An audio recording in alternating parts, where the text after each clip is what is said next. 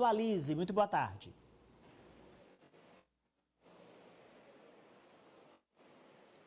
Boa tarde, Arimateia, para você e para todos. O clima é de muita expectativa para as eleições do próximo domingo e o Tribunal Superior Eleitoral criou um protocolo específico para garantir segurança aos eleitores. A primeira recomendação é a seguinte: se o eleitor não estiver utilizando máscara, ele nem entra no local de votação. Vai ser estabelecido nas filas o distanciamento mínimo de 1 metro entre os eleitores. Além disso, o TSE também recomenda que todos eles levem as canetas e também álcool em gel.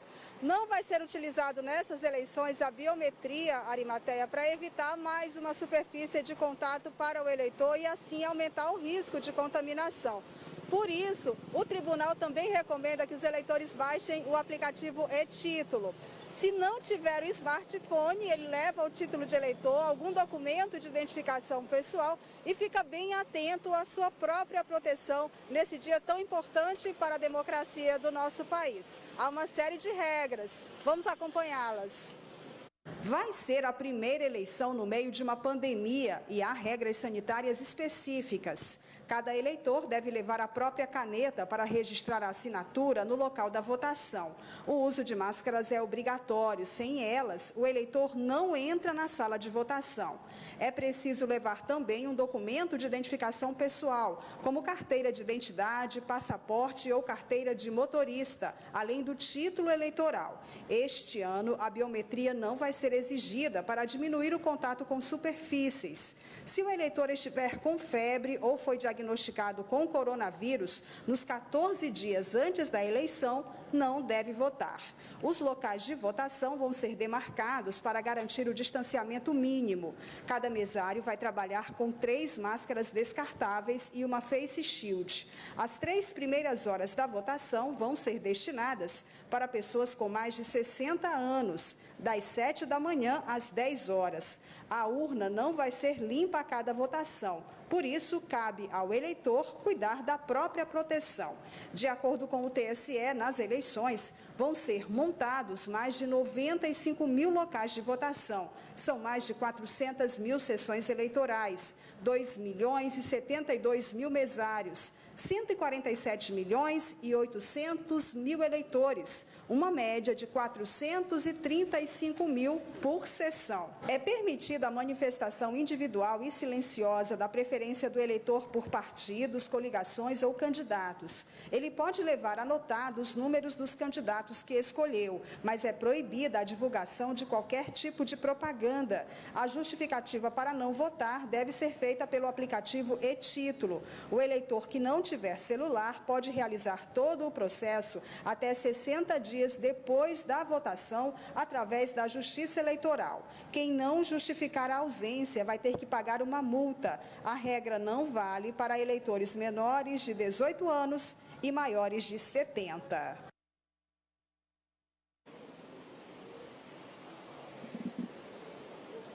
Apesar dos riscos de uma possível contaminação pelo novo coronavírus, essa é uma oportunidade única de cada um escolher o seu próprio representante. Lembrando que as pessoas que têm menos de 18 anos e mais de 70 não quiserem votar, elas não são obrigadas a fazer a justificativa eleitoral.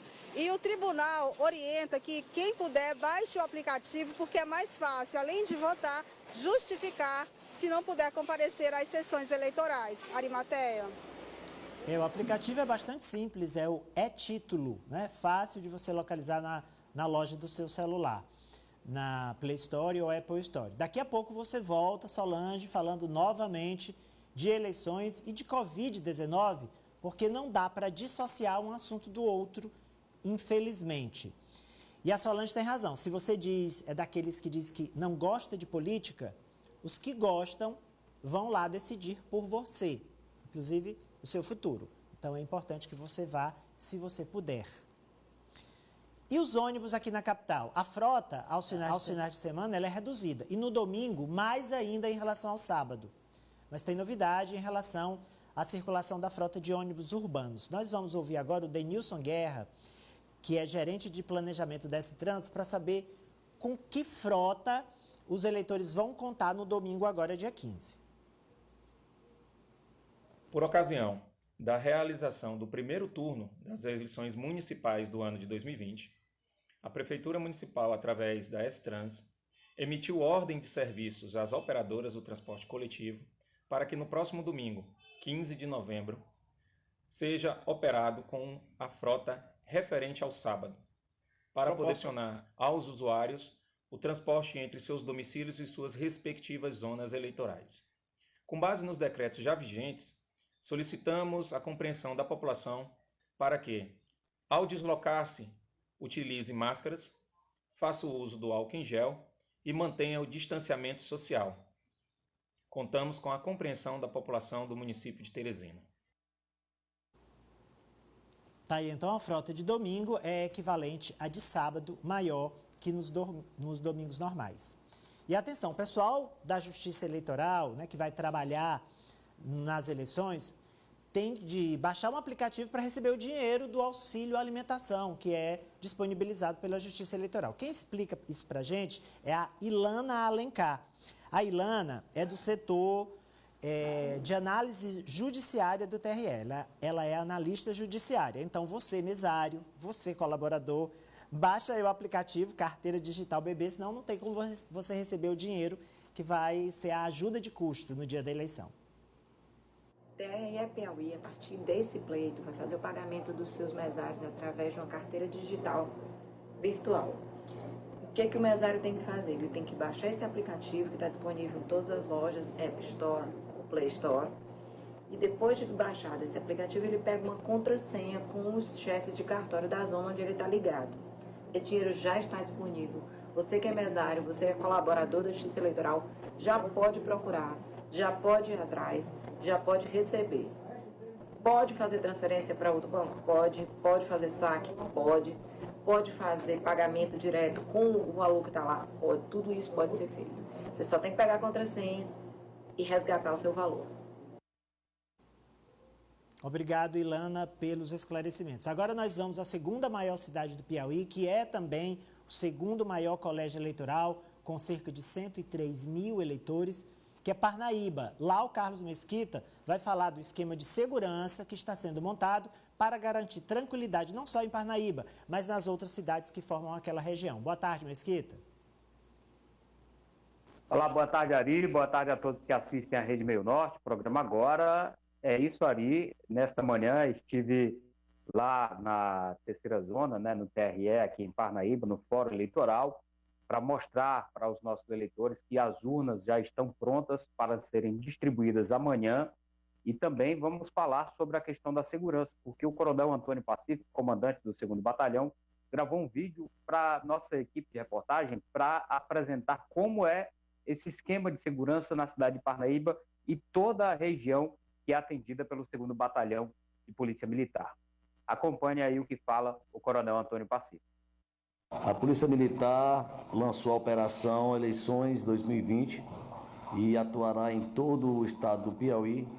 E nós aqui do 2º Batalhão, Major Osmar, empregaremos em torno de 345 policiais militares, tanto aqui na cidade de Parnaíba, como também enviamos reforço. Ontem, o efetivo para as cidades aqui da nossa circunscrição, como Bom Princípio, Buriti dos Lopes, Murici dos Portela, Caraúbas, Caxingó, Cocal da Estação, e também para Ilha Grande e outras que são da região de Piripiri, como Joaquim Pires, e a cidade de Luiz Corrêa e também Cajueiro da Praia. Atuaremos aqui integrados com outros órgãos de segurança, como a Polícia Federal, a Polícia Civil, a Rodoviária Federal e também a Guarda Municipal, coordenados num gabinete de segurança pelos juízes da 3ª e 4ª zonas aqui de Parnaíba. A Guarda Municipal também nos dará um apoio nos locais de votação, fazendo com isso que a gente tenha mais policiais militares, tanto na segurança do local de votação, como também no nosso policiamento ostensivo, que atuaremos coibindo possivelmente qualquer crime eleitoral. Ari, e amanhã, às 7 da manhã, vai sair ali do TRE, né, do Fórum Eleitoral em Parnaíba, na Nossa Senhora de Fátima, as urnas. São pouco mais de 300 urnas. Eu estive nessa manhã lá, tive acesso ao depósito e essas imagens mostram aí as urnas já todas prontas para serem transportadas para os colégios, onde será o local de votação, né? Além das urnas, estão aí também as cabines de votação, está tudo pronto, tudo preparado. Só que o transporte só acontecerá amanhã, a partir das 7 horas da manhã, onde, além das 300 urnas, tem ainda um número que excede, né, que são as urnas aí que vão ficar de sobreexcelência para caso de dano em alguma delas, imediatamente ser substituída, cerca de mais de 40 urnas. Então, nessa manhã falei com a Antônia Zeneide, que é a chefe aqui, a diretora da terceira zona eleitoral, e ela falou sobre todo esse preparativo, como está aí já essa preparação por conta das urnas já estarem na cidade e amanhã ter essa espécie de operação para montagem nos locais de votação. Acompanhe. A diferença agora, por conta da pandemia, né, nós estamos tendo que nos adaptar, mas nós inclusive estamos mandando para os mesários o kit com álcool em gel, máscara, face shield e todo o outro material que já ia anteriormente. E a programação? Hoje vocês irão... Nós estamos nos últimos preparativos, né? Hoje nós vamos já... Os caminhões já vão chegar para que seja colocada as urnas dentro do baú. E amanhã de manhãzinha, cedo mesmo, antes das 7, a gente já sai para fazer a distribuição nos respectivos locais de votação. São quantas urnas, quantos eleitores? São 302 urnas de sessão e mais 24 urnas de contingência. Tá, e Ari, esperar agora para o domingo, né? Esperar para que ocorra tudo bem e que o eleitor saiba dar o seu voto com consciência para que o próximo representante dê continuidade aí o que a cidade precisa, que a cidade de Parnaíba precisa de muita coisa ainda. No domingo, na cobertura especial do Grupo Meio Norte de Comunicação, e nós vamos falar dela daqui a pouco, você estará presente com todas as informações aí do nosso litoral. Muito obrigado, boa tarde. Bem, agora a gente volta com Solange Souza. O Piauí voltou a registrar um número alto no número de mortes por Covid-19. 17 ontem. A gente vinha aí de uma sequência de 3, 4, 7, foi aumentando e chegou a 17. O governador Wellington Dias renovou o decreto de situação de emergência pela Covid-19 aqui no Piauí. Solange, o decreto está relacionado diretamente a esse aumento do número de casos?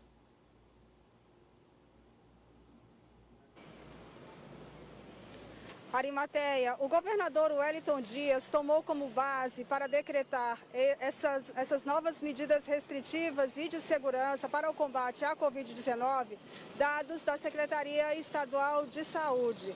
Nas últimas 24 horas, por exemplo, o Piauí registrou 17 vítimas fatais da doença. É um número considerado muito alto. O ápice foram 24 vítimas fatais quando o Piauí chegou no pico da pandemia. Final de junho, início do mês de julho. Agora a situação voltou a se tornar muito preocupante, principalmente na região sul do Piauí. Em São Raimundo Nonato, por exemplo, foi preciso aumentar o número de leitos de UTI para atender os pacientes que estão em situação mais grave. Vamos acompanhar. Pelo novo decreto, o Estado mantém a situação de emergência válida para todo o território em razão de uma circunstância anormal, uma situação de emergência provocada por um desastre natural, doença infecciosa viral, a Covid-19. O governador Wellington Dias levou em conta os últimos dados sobre o coronavírus no estado, o que indicaria o ciclo evolutivo da doença, que exige aumento dos gastos públicos e novas medidas de enfrentamento ao coronavírus. O governo considerou o parecer técnico da Secretaria Estadual de Defesa Civil e os dados oficiais da Secretaria de Saúde. O estado chegou à marca de 119.456 casos confirmados. 2.516 mortes, 17 nas últimas 24 horas. 413 pessoas estão internadas, 152 em UTIs. A situação é considerada crítica em São Raimundo Nonato. O governo precisou aumentar o número de leitos de UTIs, de 15 para 20.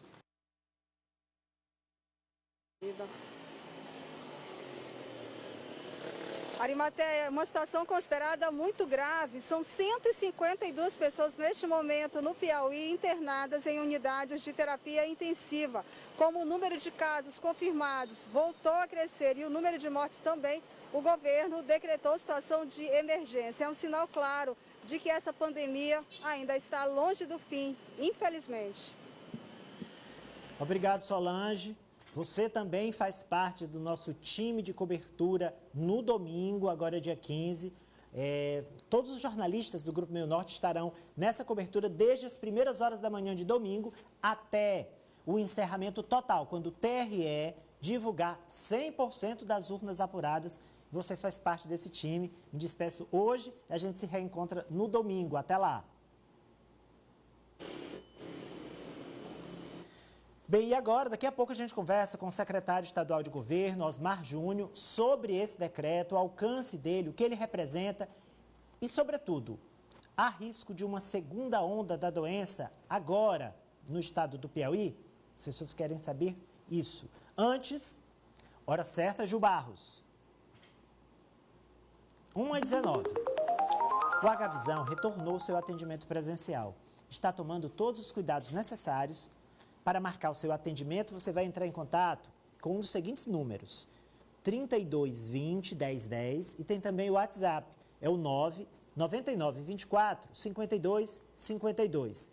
Agavisão Hospital de Olhos, fica na rua Goiás, número 798.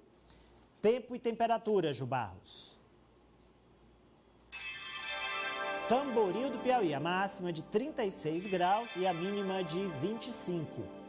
Faculdade 7. Na Faculdade 7, é a única faculdade que tem um sistema modulado de ensino, aprovado pelo MEC e pioneiro no Brasil. Através dessa metodologia, desse sistema educacional, é possível se matricular em qualquer mês do ano. São muitos cursos disponíveis: farmácia, enfermagem, biomedicina, direito, pilotagem de aeronave, design gráfico e outros. Tem dois números, tem o fixo, que você está vendo aí, o 3025 2647, tem também o número do marketing, que está aparecendo agora no seu vídeo, Faculdade 7. Gil Barros, já temos o secretário Osmar Júnior? Muito bem, estamos alinhando o secretário estadual de governo, Osmar Júnior, que vai falar sobre o novo decreto do governador Wellington Dias, que renova a situação de emergência aqui no estado do Piauí. A gente está alinhando.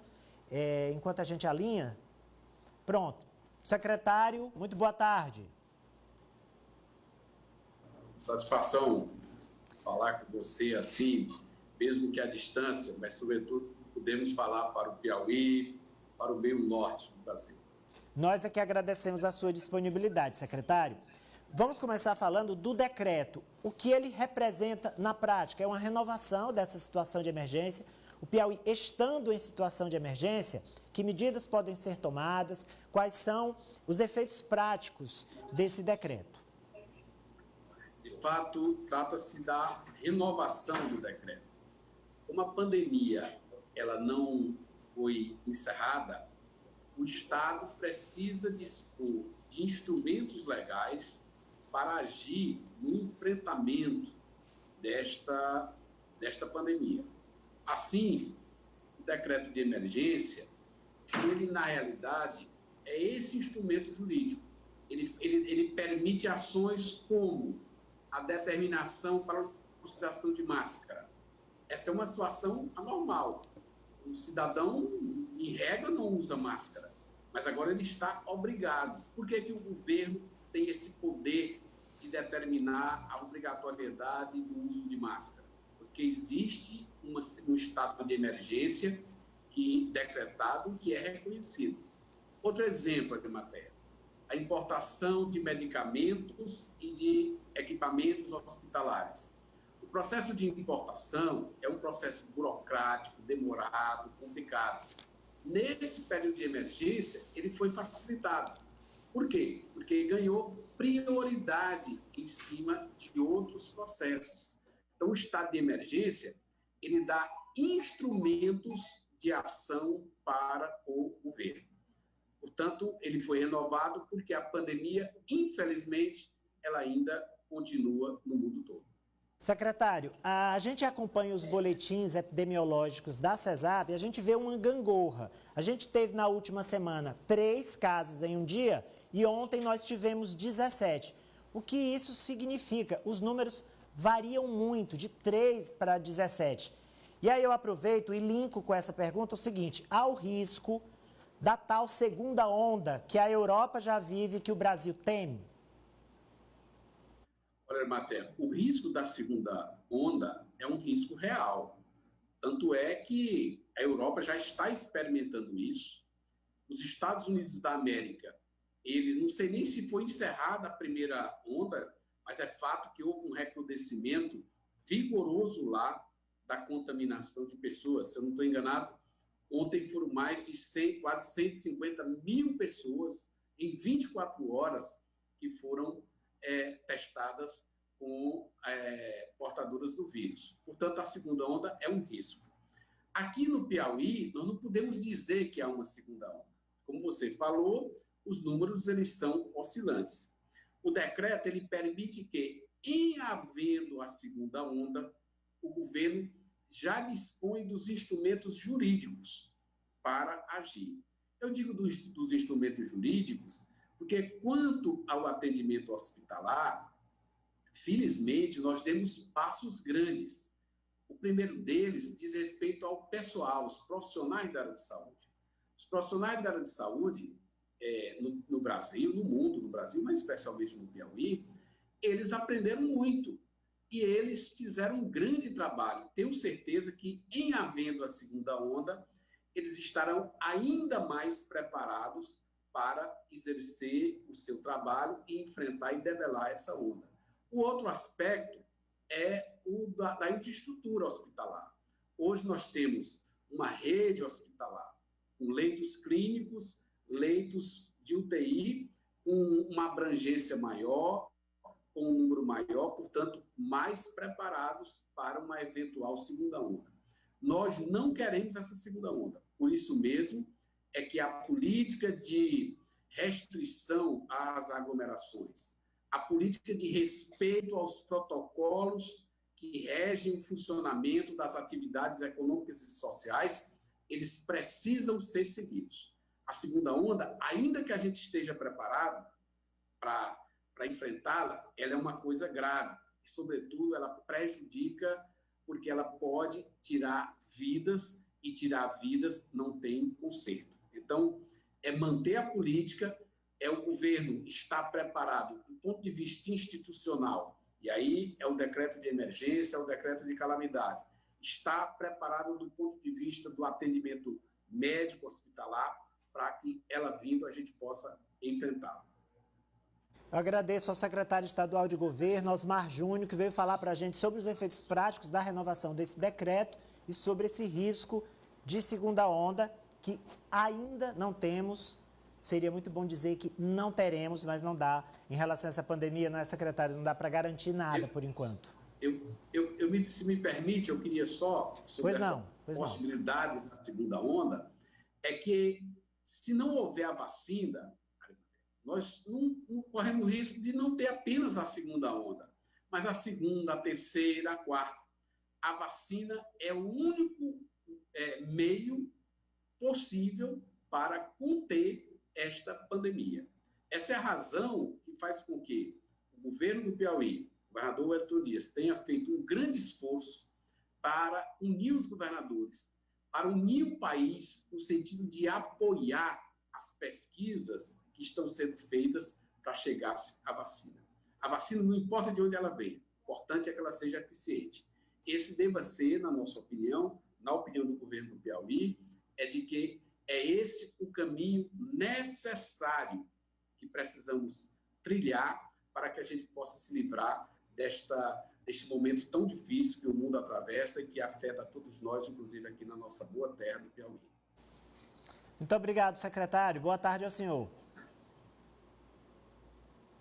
Está aí, então, todas as autoridades reforçando a necessidade de manter os procedimentos sanitários, as orientações das autoridades de saúde à risca, né? De cumprir à risca essas determinações. Que horas nós temos agora, Ju? 1h28. O H-Visão retornou seu atendimento.